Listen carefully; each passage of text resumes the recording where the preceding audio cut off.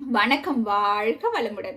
நம்ம கடவுளை பத்தி பேசும்போது எப்பவுமே சந்தோஷம்தான். ஒரு ஆனந்தம், மனசு உருகும், நல்லா இருக்கும் இல்லையா? அதே மாதிரி அந்த கடவுளுடைய பக்தர்களை பத்தி பேசும்போதுமே அதே ஆனந்தம் இருக்கும். அவ்வளோ சந்தோஷமா இருக்கும். அந்த வகையில சூடி கொடுத்த சுடர்கொடி கோதை ஆண்டாள் அவர்களை பத்தி தான் பார்க்க போறோம். பக்தினா எப்படிப்பா இருக்கும்? அதை ஆண்டாளை பார்த்து தான் தெரிஞ்சுக்கணும். அந்த அளவுக்கு பக்தியில ஒரு மிகப்பெரிய ஒரு உயர்ந்த நிலையில இருந்தவங்க ஆண்டாள். நம்ம படிச்சிருக்கிறோம் இல்லையா? தமிழ் புக்ல 12 ஆழ்வார்கள் அப்படின்னு படிச்சிருப்போம். அதுல ஒருவர் தான் ஆண்டாள். பெரியாழ்வார் அவர் தான் ஆண்டாளை தத்தெடுத்து வளர்க்குறாரு. பெரியாழ்வாருமே 12 ஆழ்வார்கள்ல ஒருவர். ரொம்ப பெருமாள் பக்தி கொண்டவர். அவ்வளவு அன்பா கோதையை வளர்க்குறாங்க. ஆண்டாளை ரொம்ப அன்பா வளர்க்குறாரு. தன் சொந்த மகளாகவே நினைச்சு வளர்க்குறாரு. இப்போ இந்த சின்ன பிள்ளையா இருக்கும்போது ஆண்டாள் வந்து சின்ன ஒரு பெண்ணா இருப்பாங்க இல்லையா? அப்போ நிறைய கண்ணனுடைய கதைகளை பத்தி பேசிக்கிட்டே இருப்பார். அப்படி பேசிக்கிட்டே இருக்கும்போது ஆண்டாளுக்கு கண்ணன் மேல அன்பு வந்துருச்சு. அவ்வளோ பாசம் வந்துருச்சு. எப்பவுமே கண்ணன் தான் எல்லாமே. கண்ணனை நினைக்காம இருக்க முடியாது, பெருமாளை நினைக்காம இருக்க முடியாது. அவ்வளோ அன்பு வந்துருச்சு. இதுக்கு ஒரு படம் இருக்குங்க. சிவாஜி கணேசன் வந்து பெரியாழ்வாராக நடிச்சிருப்பாங்க. கேஆர் விஜயா வந்து ஆண்டாளாக நடிச்சிருப்பாங்க. பழைய படம், ரொம்ப பழைய படம். திருமால் பெருமை அப்படின்னு ஒரு படம், ரொம்ப நல்லா இருக்கும். அப்போல்லாம் இந்த மாதிரி வரலாறு, பக்தர்களுடைய வரலாறு, இந்த மாதிரி பக்தி காவியங்கள்லாம் எவ்வளவோ படம் எடுத்து அப்போல்லாம் பக்தி எப்படி பரப்புனாங்க. அது ஒரு காலம். ஓல்ட் இஸ் கோல்டு இல்லையா? இப்போ எப்பவுமே பெரியாழ்வார் வந்து ஆண்டாளுக்கு வந்து கதை சொல்லிக்கிட்டே இருப்பாங்க கண்ணனை பற்றி. அவர் இப்படி, அவர் அப்படி, இப்படியெல்லாம் புகழ கேட்க ஆண்டாளுக்கு வந்து அன்பு வந்துருச்சு. ரொம்ப அன்பு. எப்பவுமே கண்ணன் சிந்தனை தான். கண்ணா, என்கிட்ட பேச மாட்டியா?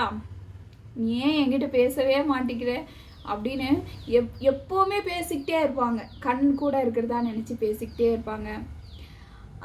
எல்லாத்துலேயும் கண்ணனையே பார்ப்பாங்க. இதுதான் அந்த பக்தியுடைய ஆழமே. இதுதான் அந்த பாவம்.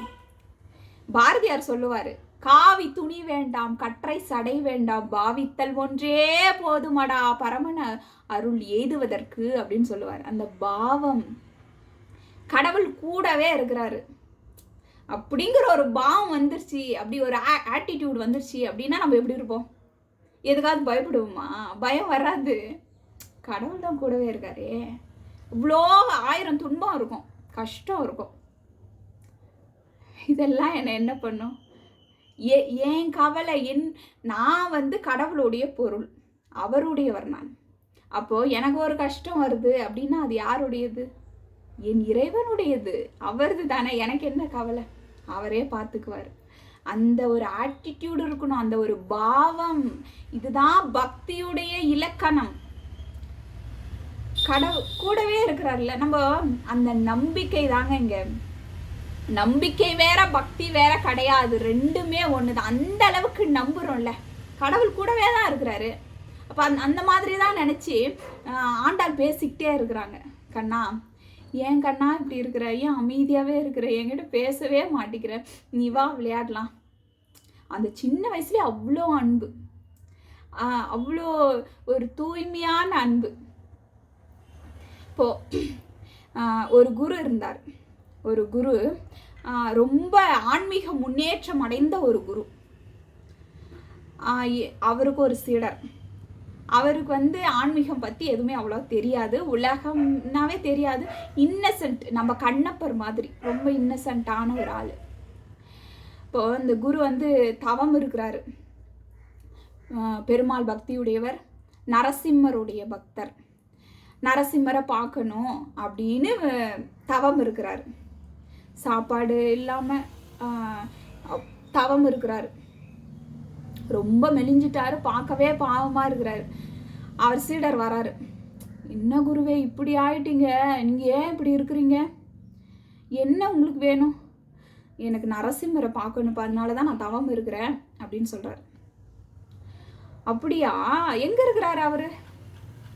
அவரு கடவுள்ப்பா, உனக்கு இதெல்லாம் சொன்னால் புரியாது, நீ இதை பற்றி கேட்காத, கடவுளுக்காக நான் விரதம் இருக்கிறேன், இப்படி தவம் இருக்கிறேன், அவர் வரணும் அப்படின்னு கேட்குறாரு. நீங்கள் எங்கே இருக்கிறான்னு சொல்லுங்கள், நான் போய் கூட்டிகிட்டு வரேன் அப்படின்னு சொல்கிறாரு அந்த சீடர். நீ எங்கே இருக்கிறான்னு மட்டும் சொல்லுங்கள், நான் போய் கூட்டிகிட்டு வரேன், என்ன பண்ணியாவது நான் கூட்டிகிட்டு வரேன், நீங்கள் இவ்வளோ கஷ்டப்படுறீங்க, என்னால் தாங்க முடியல, நான் போய் கூட்டிகிட்டு வரேன். இப்பா நான் என்ன சொன்னாலும் உனக்கு புரியாது, அப்படியெல்லாம் கடவுள் வந்து ஈஸியாலாம் வந்துட மாட்டார். அவர் எவ்வளோ பெரிய பரம்பொருள் தெரியுமா, அவ்வளோ சீக்கிரம்லாம் வரமாட்டார். அதனால் நீ வந்து போ, நான் பார்த்துக்கிறேன் அப்படின்ட்டு சொல்கிறார். அவருடைய நம்பிக்கை எப்படி இருக்குது பாருங்கள். சரி, அப்புறம் போய் அதை அப்புறமா சொல்கிறேன்.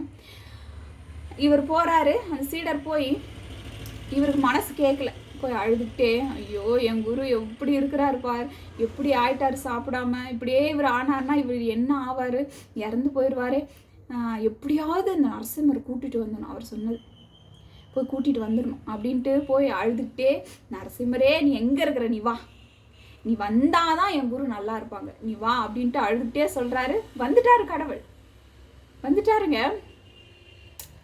அந்த நமக்காக வேண்டிக்கிறத விட இன்னொருத்தருக்காக நம்ம கண்ணீர் விடுறோமே, இன்னொருத்தருக்காக வேண்டிக்கிறோமே, இந்த வேண்டுதலுக்கு இறைவன் செவி சாய்க்காம இருக்கவே மாட்டார்.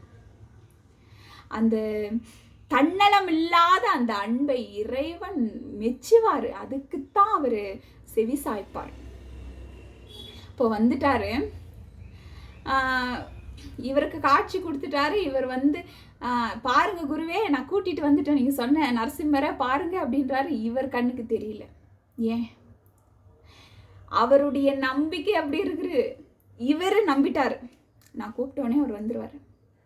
நீ எதுவாக நினைக்கிறாயோ அதுதான் கடவுள். இந்த வார்த்தை நல்லா உள்வாங்குங்க. நீங்க எதுவாக நினைக்கிறீங்களோ அதுதான் கடவுள், அதுவாகத்தான் இருப்பார். அவருக்கு நம்பிக்கை இல்லை, கூப்பிட்ட உடனே அது எப்படி வருவார்? அவர் எவ்வளோ பெரிய கடவுள். நீ அப்படிதான் நினைக்கிறியா? ஆமாம், அப்படியே. இல்லை இல்லை, நான் கூப்பிட்ட உடனே கடவுள் வந்துடுவார். அவர் என்னுடையவர், என் தாய், என் தந்தை, அவர் வந்துடுவார் அப்படின்னு நீங்கள் நம்பினீங்கன்னா ஆமாம் வந்துடுவார்.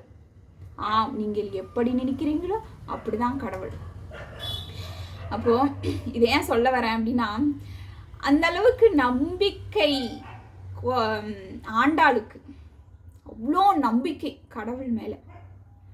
என் கண்ணை, எனக்கான கண்ணை, என் கூடவே தான் இருக்கிறாரு, என் மேலே அவர் அவ்வளோ அன்பு வச்சிருக்கிறாரு. இது தூய்மையான அன்பு, அவ்வளோ நம்பிக்கை. இந்த நம்பிக்கை தாங்க பக்தியே, அந்த அடித்தளமே நம்பிக்கை தான். சரி, ஒரு நாள் தினமும் இவர் வந்து பெரியாழ்வார் வந்து கடவுளுக்கு சேவை செய்யக்கூடியவர். நந்தவனம் வச்சு தினமும் மாலை கட்டி இறைவனுக்கு சாத்துவார். அங்கே இருக்கிற கோயிலில் அங்கே இருக்கிற இறைவனுக்கு இந்த மாலை எடுத்து போய் சாத்துவார். இதுதான் அவர் தினமும் செஞ்சுட்டு வர தொண்டு. அது அவ்வளோ, இது சாதாரணமாக தெரியும், ஆனால் அதை எப்படி செய்கிறாரு, உயிராக நினச்சி செய்கிறாரு, அவ்வளவு ஆத்துமாத்தமாக செய்கிறாரு. அப்படி அவர் ஒரு நாள் மாலை கட்டி வச்சுட்டு வெளியில் போயிடுறாரு. ஆண்டாள் வந்து கண்ணன் கிட்ட பேசுகிறாங்க. கண்ணா, நீ ஏன் கண்ணா என்கிட்ட வரவே மாட்டேங்கிற, என்கிட்ட பேசவே மாட்டேங்கிற, நீ பாரு, நான் உன் மாலையை நான் எடுத்து போட்டுக்கிறேன், அப்போ நீ என் மாலை எனக்கு கொடு அப்படின்னு என்கிட்ட சண்டை போட வருவல்ல, அப்போ பார்த்துக்கிறவனே அப்படின்ட்டு சொல்லிட்டு அந்த மாலை எடுத்து போட்டுக்கிறாங்க. இது வந்து பெரியாழ்வார் வந்து பார்த்துக்கிட்டு ஒரே கோவம் அவருக்கு. அதை அவர்னா சாதாரணமாக செய்கிறாரு, அது அவ்வளோ உயிராக நினச்சி செய்கிறாரு இல்லையா அந்த தொண்டை. கோவம் வந்து ஆண்டாளை திட்டிடுறாங்க, திட்டி அடிச்சிடுறாங்க, இப்படி பண்ணிட்டியே அப்படின்னு. அப்போது உடனே வேற மாலை கட்டி அவர் எடுத்துகிட்டு போய் கோயிலில் போடுறாரு, சாமிக்கு போடுறாரு. அவர் ஏற்றுக்கவே இல்லை, பெருமாள் அதை ஏற்றுக்கல, அது போடுறாரு, அருந்து கீழே விழுந்துடுச்சு. அப்போயும் அவருக்கு புரியல, ஐயோ என் பொண்ணு இப்படியெல்லாம் தப்பு செஞ்சிட்டாருன்னு நீ கோச்சிக்கிட்டியா, நீ இந்த மாதிரி அபச்சாரம் பண்ணிட்டா அப்படின்னு நீ நினச்சிக்கிட்டியா, பெருமாளே மன்னிச்சிரு அப்படின்லாம் இவர் அழுதுகிட்டு இருக்கிறாரு. இப்போ கோதை வராங்க. அப்பா இன்னுமாப்பா உங்களுக்கு புரியல? அப்பா அவர் அன்புதான்ப்பா பார்ப்பாரு, இதெல்லாம் அவர் பார்க்க மாட்டாரு. அவர் எனக்கானவர், என்னை நேசிக்கக்கூடியவர். அவர் எப்படி நான் போட்ட மாலையை அவர் ஏன் வேணான்னு சொல்ல போறாரு? நான் நீங்க வேணா இந்த மாலையை போட்டு பாருங்க, அவர் எவ்வளோ சந்தோஷமா இருப்பாரு, நீங்க பாருங்கப்பா அப்படின்னு அவ்வளோ நம்பிக்கை. அப்போ அதை எடுத்துட்டு போய் போடுறா தான் போட்ட மாலையை. அப்படி போடும்போது அதை இறைவன் ஏத்துக்கிறாரு. அந்த இடமே அவ்வளோ பிரகாசமா இருந்ததாம். இப்போ அப்பதான் புரிஞ்சுக்கிறான், இறைவன் அன்பைத்தான் பார்க்குறாரு. அவர் பெரியாழ்வாருக்கு அப்பதான் புரியுது. அவர் மிகப்பெரிய பக்தர். இறைவன் உணர்த்துகிறார், நான் எல்லாத்த விட அன்பைத்தானே முதல்ல பார்க்குறேன் அப்படின்னு அவருக்கு உணர்த்துறாரு. இப்போ இறைவன் அன்பை தாங்க எதிர்பார்க்கிறாரு. நம்ம எவ்வளவோ இப்படிதான் பூஜை புனஸ்காரம் சடங்கு சம்பிரதாயம், இப்படித்தான் பூஜை செய்யணும், இப்படி பொங்கல் வைக்கணும், இன்னும் என்னென்னமோ எவ்வளவோ பார்க்குறோம்ல, எவ்வளவோ செய்கிறோம்ல. இது எல்லாத்த விட அன்பைத்தான் இறைவன் எதிர்பார்க்கிறார். அன்பு தாங்க அவருக்கு முக்கியம். ஒரு சித்தர் பாடல் ஒன்று இருக்கு, நட்ட கள்ளை தெய்வம் என்று 4 புஷ்பம் சாத்தியே சுத்தி வந்து மொனமொனன்று சொல்லும் மந்திரம் ஏதடா, நட்ட கள்ளும் பேசுமோ, நாதன் உள் இருக்கையில் உள்ள இருக்கிறாரு, சுட்ட சட்டி சட்டுவம் கரிச்சுவை அறியுமோ. என்னதான் குழம்பு வச்சாலும், டேஸ்டா குழம்பு வச்சாலும், அந்த பாத்திரத்துக்கோ அந்த கரண்டிக்கோ அதுக்கு டேஸ்ட் தெரியுமா? தெரியாது. அந்த உணர்வு யாருக்கு இருக்கு? நமக்கு தான் இறைவன் அதை உணரக்கூடிய உணர்வை நமக்கு கொடுத்திருக்கிறாரு. ஆனா அந்த கல்லுலையும் பார்க்கலாம், கல்லுலையும் கடவுளை பார்க்கலாம். எப்போ? உனக்குள்ள நீ பார்த்துட்ட அப்புறம், உனக்குள்ள அந்த அன்பையும் உணர்வையும் நீ கொடுத்துட்டதுக்கு அப்புறம், அதுக்கப்புறம் எல்லாமே இறைவன் தான். அவரை தவிர்த்து இங்க வேற ஒண்ணுமே கிடையாது. காக்கை சிறகினிலே நந்தலாலா நிந்தன் கரிய நிறம் தோன்றதடா நந்தலாலா, பார்க்கும் மரங்களெல்லாம் நந்தலாலா நிந்தன் பச்சை நிறம் தோன்றதடா நந்தலாலா, கேட்கும் ஒளியிலெல்லாம் நந்தலாலா